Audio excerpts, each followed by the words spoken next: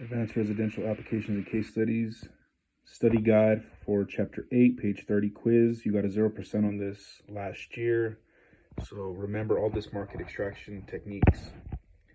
Number 1, a 10-year-old home recently sold for $320,000. The site value is $110,000. The cost new of the home would be $250,000. What is the percentage depreciation indicated by the property? A, 16%, B, 12.5%, C, 22%, or D, 20%.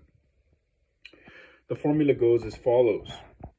Phase 1, start always with the sale price. The sale price was $320,000. Then you're going to minus off the site value, which was $110,000. That equals your $210,000 of depreciated value of improvements. That's the end of phase 1. Phase 2, you take the cost new, which was $250,000. You're going to minus the depreciated value of improvements that we just came up with. That was $210,000. That's going to equal your $40,000 lump sum depreciation. That's the end of phase 2. And lastly, phase 3.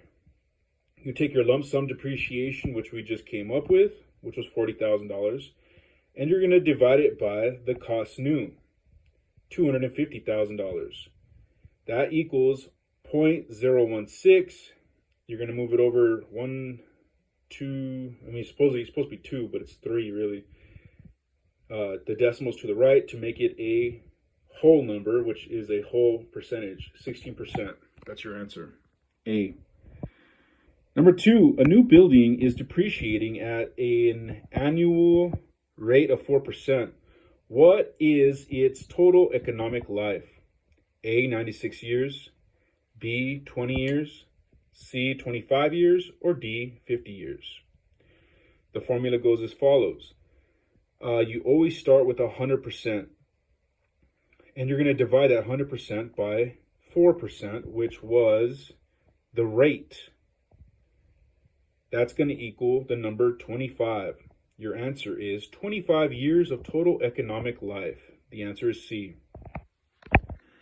And lastly, number 3. A new home is depreciating at an annual rate of 2%. How many years will it take before it loses 100% of its value? A, 80 years, B, 67 years, C, 25 years, or D, 50 years. The formula goes as follows, just like the one we just did before. You start with 100%. You're going to divide it by the rate, which was 2%, the annual rate of 2%. That's going to equal the number 50.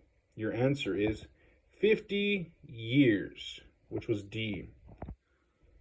And that was because it said how many years will it take before it loses 100% of its value?